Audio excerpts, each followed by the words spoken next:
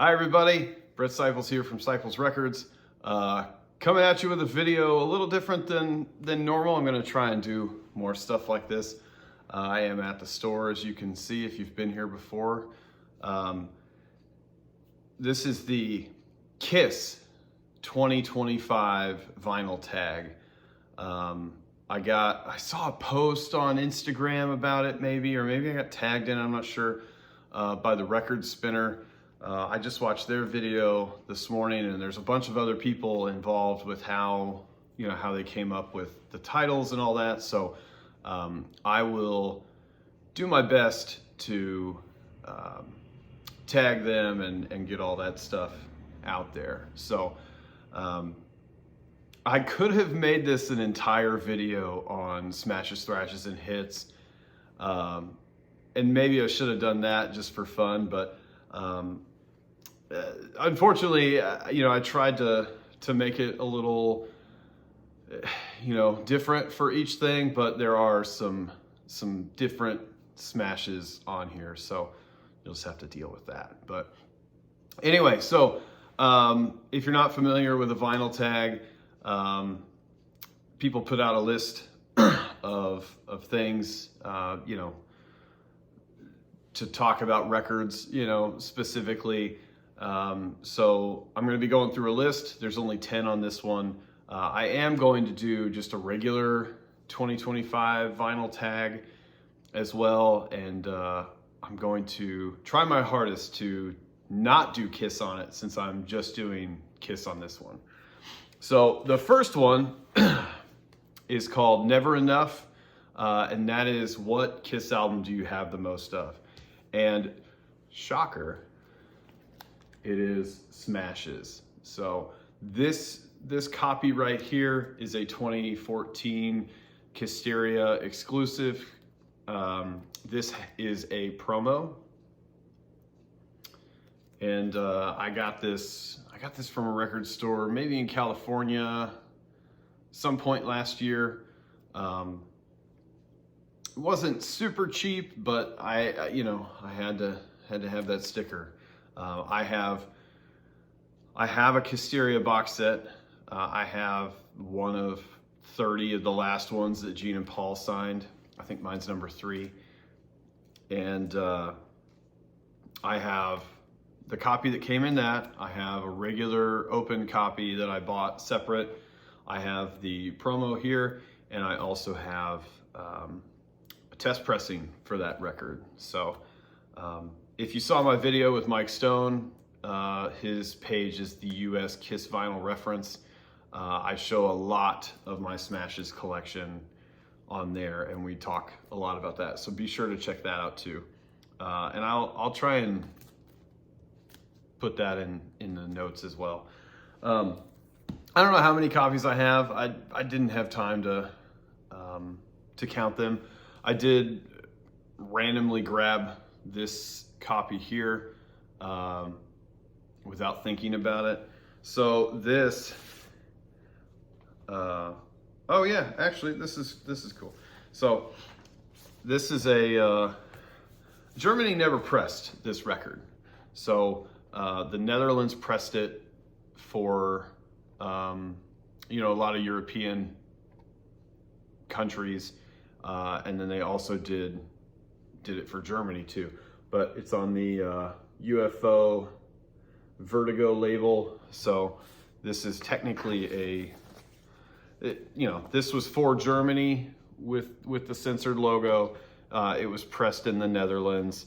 And then here is a German promo sheet for that. And then in my video with Mike, I had just got this and I forgot to grab it off the counter. So here it is. But it talks about the record and what's on it and all that stuff. So super cool. I randomly grabbed that on accident, so I figured I'd show it. But I have almost a full crate of just Smashes. For the most part, all different in some way, shape, or form. I'm only missing a couple of things, and I'll get to that at the end of the video. The next one, She's So European, your favorite foreign pressing in your collection as far as Kiss goes. So I don't have a ton of foreign stuff other than smashes. I do have a few Japanese pressings and maybe a couple from Brazil and Germany, but I went with the Japanese Creatures of the Night. Really cool, like teal and pink obi on this one. You know, one of the greatest album covers ever. This one has a couple of inserts. Here is the lyric booklet.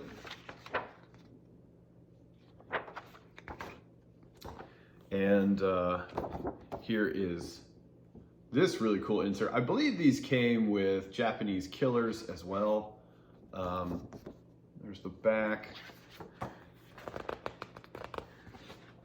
This is like a big fold out, like you got Ace, Paul, and Eric on the inside, and then Gene randomly on one of the other folds. But all cool, like, you know, Dynasty era photos with the exception of Eric, and that's probably from Fridays or something. Here, I'll show you the label on this one because it is cool. I don't have a promo of this, so I would like to get that eventually, but here's the label. A nice nice Elder era photo. So gotta love Creatures of the Night. One of the things in the 2025 vinyl tag is best sounding drums on an album, and I don't know how I'm gonna do that and not list this album, because, you know, the drum sound on this record is just insane. Sorry, there's a snow truck driving by and I really don't want him to hit my car. Anyway, the next one, this is called Hotter Than Hell. This is my favorite score of 24 when it comes to Kiss stuff, and this is another one I had to do this. This is Smashes, Thrashes, and Hits.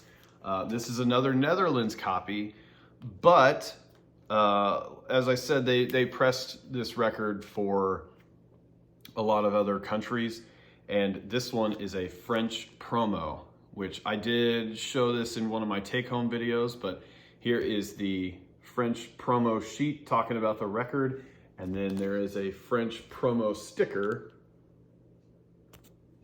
right there. So this has happened to me twice now. I have this album. No one that I know of has ever seen one of these before. This went for, I don't know, over 200 bucks. And, you know, I kind of got into a bidding war there for a minute, but I had to have it. And I also have a copy from Yugoslavia that's like that. It's just got a random weird little sticker on it that denotes it being a promo. So there is my favorite score of 24 when it comes to Kiss stuff. I didn't get a whole lot of stuff. I mean, I got all the new stuff, which, you know, I talked about in my last video, you know, the Hotter Than Hell and Hot and Shade and Dynasty and all that stuff. We'll see what they do this year. I'm really hoping for an Asylum reissue, but that leads me into my next one. This is King of the Mountain, also very fitting. Favorite copy of my favorite album. So a lot of people ask me what my favorite Kiss album is, and I think I always surprise them when I say Asylum. But to me, you know, 80s Kiss, Eric Carr and Bruce Kulick, that's my favorite lineup. You know, I grew up watching the Animalize Uncensored tour video. And I just think, you know, musically, they were just at their best at that point. And so Asylum to me is the best representation of what Kiss is and was at that point in time. I always say it's like the 80s version of Dress to Kill. So this is the Japanese copy, a really thin green Obi. It's okay. It could, you know, I like the wider ones with, you know, more stuff on them, but it's cool. And then it has an iron-on insert that comes with it, which is cool. And then there is the label. So yeah, Asylum is my favorite Kiss record. Another one, this might be the last smashes up here. This is called I Want You, and it's my favorite greatest hits album, which of course I have to say smashes, but this one is a special one. This is this was Bruce Kulick's, you know, this guy. This was his promo copy of the picture disc. And so I bought this directly from him. There it is, signed, and it says, "To Brett, the awesome and mighty smashes, thrashes, and hits." And then here's a, you know, certificate of authenticity from Bruce. I'm not gonna open this up and show that, but yeah, super, super cool. Hopefully I can get Gene and Paul's copies one day somehow. So the next one is my most, Lonely is the Hunter, my most prized Kiss album in my collection. I actually have two to show. I think, I mean, these have got to be up there. Like if, you know, if there was a fire or something, God forbid, I think that I would be grabbing these two for sure. But here is very first album, signed by everybody. There's Gene, Paul, Ace, and Peter. So for this one, I had Gene sign this at my vault experience that I did. I had Ace sign this at a meet and greet, maybe an Indy, if I remember right. I can't remember. He played the State Fair, and I did a meet and greet there. It might have been there. I'd have to go back and look. Peter, I met him before the Kiss Cruise in 2018. So I got him to sign this.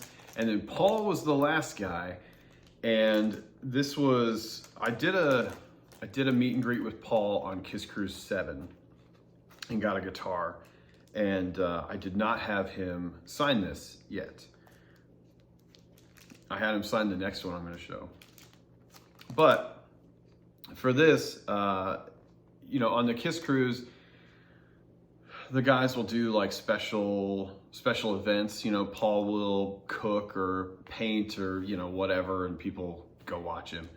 And like after those guys are done, people race to the stage to get stuff signed. And I personally am not a fan of that. I think it is pretty ridiculous. But I had everybody but Paul on this thing. And also this is a 9001 first album, you know, first pressing, no kiss in time, all that stuff. So I went to this thing, I can't remember if it was cooking or painting. And as soon as Paul was done, I was down front and I raced to the front of the stage and, you know, hung this up there, and he signed it. So I got that one full. And then just as, you know, a twofer, here is my copy of Love Gun that is signed by everybody. There's Ace, Paul, Gene in gold, and then Peter down here in silver. Love Gun was the first Kiss record on vinyl that I ever bought for myself. And I love this album cover. Ken Kelly killed it. And It's got all the inserts and stuff too. I did a Kiss insert video, so if you want to see all this type of stuff, it's a few videos down, but check that out. But yeah, you know, getting stuff signed. I don't buy autographs. I've only bought one autograph, and it was an Eric Carr autograph, and I can't get one of his autographs, so that's why.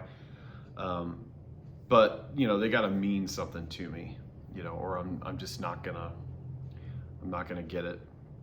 So yeah, those are my two most prized Kiss records, I think. All right, moving on. So the next one is Got Love for Sale. This is the most expensive Kiss record in my collection. I have a couple, or I just kind of grabbed a couple. So I think the most expensive thing that I have, and probably the rarest thing that I have, is this Rock and Roll Over. It is a Filmworks promo. And so if you look under side one, it says not for sale. And if you know anything about this record, it came out on a Camel label. And you know, so it's weird that this has a promo label on it, because this label came out after this album was released. So the theory is that, I think it was like Cream or Circus Magazine did a promo where if you signed up to their magazine, you got a free Kiss Rock and Roll Over. And it just kind of makes sense that it was this. You know, why else would they put this out, you know, when Love Gun and Alive 2 were already out? I suppose it's possible, but anyway, there are like maybe 5 or 6 of these known to exist, and I have one. So I'm sure that if I put this up for sale, you know, it would bring probably over $1,000, I would assume. So there's that. This is another one that's pretty tough. It's not tough, it's just expensive. This is the Dynasty straitjacket cover. If you notice here, you can see kind of Paul's white shirt, and you know, Peter and Gene, maybe that's Gene's shirt, I guess.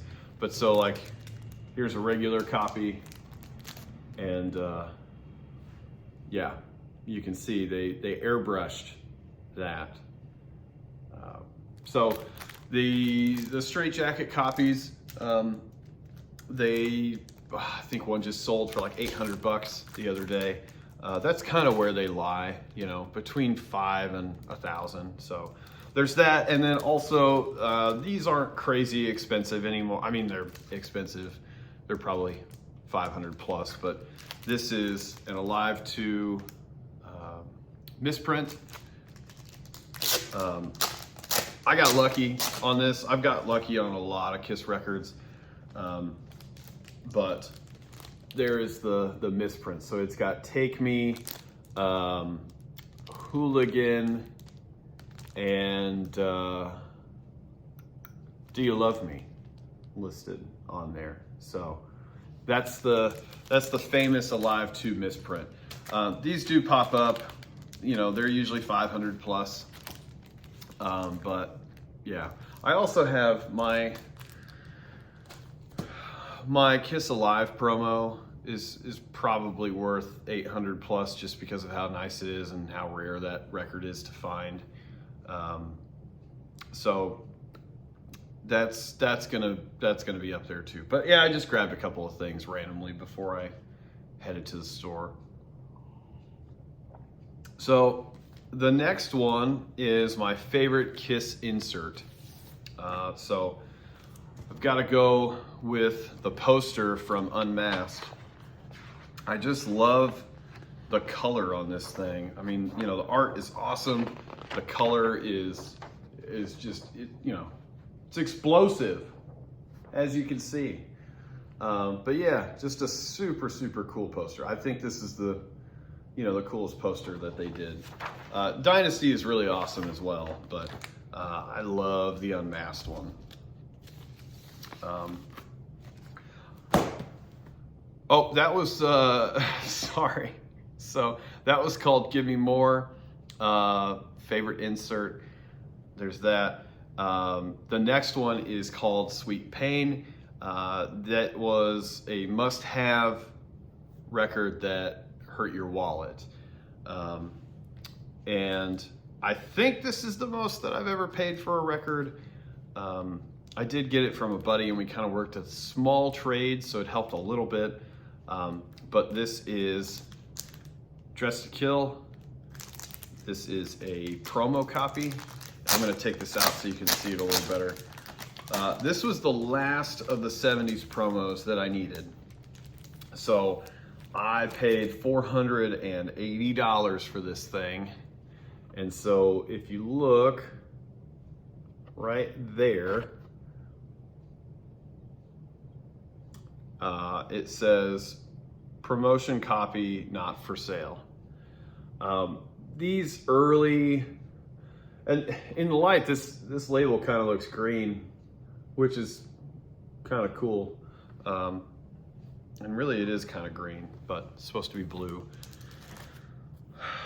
The early 70s promos are tough. I mean, the first album is out there. You can pretty much always find a copy of that. But Hotter Than Hell, Dressed to Kill, and Alive, and really Destroyer to some extent too, are the toughest ones to get. You know, especially with Hotter Than Hell and Dressed to Kill and Alive. Like, they didn't really, until Alive hit, they didn't have a lot of money, you know, them being Casablanca. So they were probably just putting whatever out that they could, hoping to make some money back. And the last one, See You in Your Dreams. What am I hoping to find in 2025? So there are a couple of things. I am still looking for a Smashes, Thrashes, and Hits from Czechoslovakia. I have a retail copy. I need a promo copy. There's like a gold little promo stamp on the front cover, and then like a red ink stamp on the label. I've only seen a picture of one of them, so I would love to have one of those. Also, there are a couple other things. There is an armed forces radio and service television service, armed forces radio and television service, whatever it's called. There is a copy of Smashes on that with Smashes on one side and then REM Green on the other. I need that. And then there's a Metal Shop radio program from November of '88, and they play Let's Put the X in Sex on there. I'm looking for that. And then as far as I know, that's all I need when it comes to Smashes. And then the other thing that I would really like to have is I need A Taste of Platinum sampler. I have all the other 70s samplers, but that is the only one that I'm missing. When they come up, they're usually pretty expensive. I think the last one I looked at was like $750. That's just too much for me, I think, right now. I would be willing to pay $500 for a good copy of that. So if anybody out there has one and you need to make a quick $500, let's do that so I can knock that series out. Yeah, those are always the main things. There are a couple other like small Kiss variants out there that I still need, but I'll get more into that with some other videos. So yeah, I hope this was fun. It was cool going through this stuff. So Kiss vinyl tag, the record spinner is the originator of this, and thanks for putting it out there. I'm happy to do it. And then I'll be working on my regular non-Kiss vinyl tag hopefully this weekend, we'll see. football playoffs start Sunday. So super excited for that. Let's go Green Bay. So, and if not Green Bay, then Minnesota. I know that's weird, but I'm a Brett Favre guy, so I just kind of follow him wherever he goes. So, all right, guys, thanks so much.